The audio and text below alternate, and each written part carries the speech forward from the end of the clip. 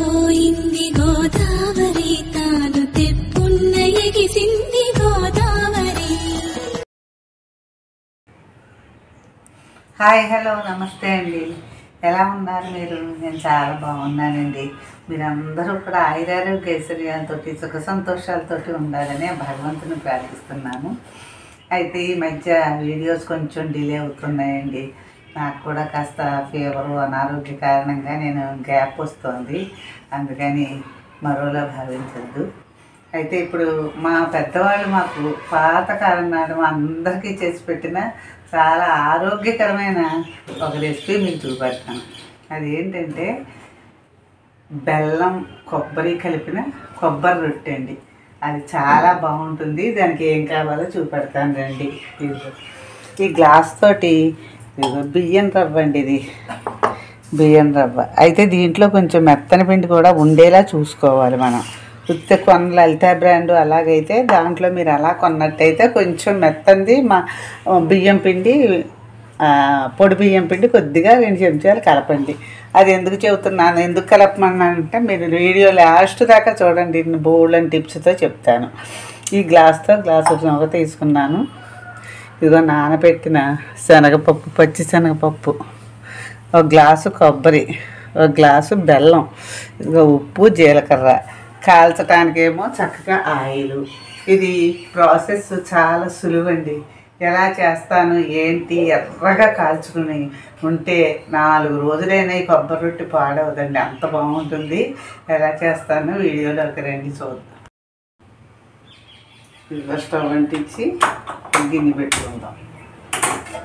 Stove అంటించి ఒక గిన్నె పెట్టుకుని అందులోనూ ఈ గ్లాస్ తోటి 2 గ్లాసులు నీళ్ళు పోస్తాను. గ్లాసున్నరే పోస్తాను, ఎందుకంటే బెల్లం మళ్ళీ కరుగుతుంది కదా, అప్పుడు దాన్ని బట్టి మళ్ళీ పోసుకుందాం మనం. గ్లాసున్నర పోసాను. పోసాక ఇదిగో ఈ బెల్లం ఇందులో వేసేసుకోవాలి మనం. ఒక గ్లాసు పిండికి గ్లాసు బెల్లం అండి. ఇదిగో గ్లాసు కొబ్బరి. ఇవన్నీ ఉడకాలి బాగా, ఒక పొంగు వచ్చేదాకా చూడాలి. అప్పుడు ఇదిగో తర్వాత పొంగు వచ్చాక ఈ శనగపప్పు, ఉప్పు, జీలకర్ర అది వేసాక పొంగు వచ్చాక వేద్దాం. ఇది పొంగు వచ్చాక మళ్ళీ మీకు చూపెడతాను. ఇదిగో చూసారా ఎలా పొంగుతుందో, ఎలా ఉడుకుతుందో. ముక్కలన్నీ కరిగిపోయి 1కి 2 పోయండి. ఒక గ్లాసు రవ్వకి 2 గ్లాసులు నీళ్ళు పోయండి. ఇప్పుడు ఇదిగో ఇది రుచికి సరిపడా, మరీ ఎక్కువ వేయకూడదు, కొద్దిగా వేసానా లేదా అన్నట్టు వేసుకోవాలి. ఉప్పు సమానంగా. ఇదిగో జీలకర్ర వేసుకుని ఈ శనగబద్దలు ఇప్పుడు వేసుకోవాలి లాస్ట్లో. బాగా ఉడికిపోయి అంటే మనకు బద్ద కనపడదు, అందుకని లాస్ట్లో వేయమంటున్నాను అన్నమాట. ఇది ఇప్పుడు ఇలా ఉడుకుతుంటే అప్పుడు ఈ గ్లాసు రవ్వ వేసి తిప్పేయటమే దీన్ని.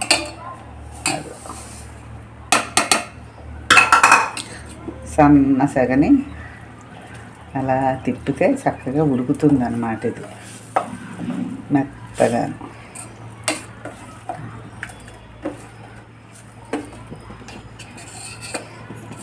ఉండగట్టకుండా చక్కగా తిప్పుకోవాలి. ఇలాగ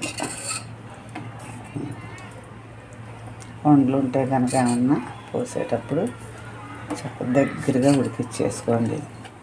ఇదిగో సరే, అంత బాగా ఉడుకుతుందాను. 1కి 2 పోయండి. 1:30, 1 పోస్తే మళ్ళీ టైట్గా ఉంటుంది, దాన్ని అద్దలేరు మీరు. అందుకని ఒక గ్లాసు రవ్వకి 2 గ్లాసులు ఎసరెట్టుకోండి. ఒక గ్లాసు బెల్లం. సరే ఎలా అవుతుందో.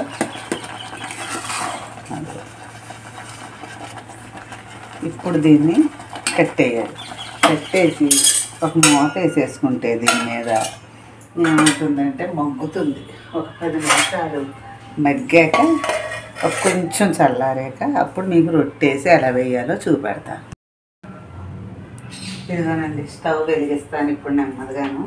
స్టవ్ వెలిగించి మరీ సన్నం కాదు, మరీ హైలో కాకుండా మీడియంలో ఇలా పెట్టుకోవాలి. ఇప్పుడు ఇదిగో ఇది వేడెక్కుతూ ఉంటుంది. కొద్దిగా నెయ్యి వేస్తే చాలా ఇంకా కమ్మదనం వస్తుందండి రొట్టెకి. ఇదిగో 2 చెంచాలు నూనె, 2 వేయాలి. 2 వేస్తేనే బాగుంటుంది రొట్టె. ఎర్రగా కాలాలంటే మనం ఇలా వేసుకోవాలి. అదిగో వేసాను. ఇప్పుడు పిండి చూడండి ఎలా ఉందో. 1కి 2 పొయ్యండి. నేను 1:30 అన్నాను కానీ పొరపాటు అయింది.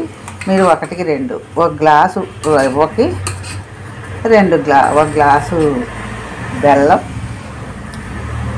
2 గ్లాసులు నీళ్ళు. ఇలా కాగాక చక్కగాను ఈ రొట్టెని అలా వేసి దరసరిగా వేసుకోవాలి. ఈ రొట్టె మట్టుకు ఈ రొట్టెకి మంచి హిస్టారికల్ రొట్టె అండి ఇది. ఎందుకంటే మా చిన్నతనంలో మేము స్కూల్ నుంచి వచ్చేసరికల్లాను ఎర్రగా కాల్చి పొయ్యిల మీద కాల్చి మా గురించి చేసి పెట్టేవారండి. మేమందరం కూడాను చాలా ఈ రొట్టె తింటుంటే చాలా థ్రిల్లింగ్గా ఉండేది. మాకు చాలా బాగా చేసేవారు మా చిన్నతనాల్లోనూ. అంతాను చాలా బలమైన రొట్టె అన్నమాట. చూసారా ఎలా ఉందో. ఇలా తరతరగా వేసుకోవాలి మనం.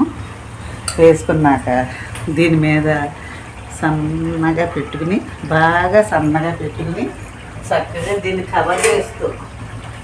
బాగా కవర్ చేస్తూ అదిగో అలా మూత వేస్తే కాసేపటికి ఎర్రగా కాలుతుంది. మళ్ళీ మీకు చూపెడతా. ఇదిగోనండి మీ అందరి కోసం చక్కగా తీయని కొబ్బరి రొట్టె తయారు చేశాను. పైన కరకరలాడుతూ ఉంటుంది, లోపల మెత్తగా ఉంటుంది. ముందర కొంచెం మెత్తగానే ఉంటుంది వేడి మీద, తర్వాత కొంచెం గట్టి పడుతుంది. కంగారు పడకండి విరిగిపోయిందని.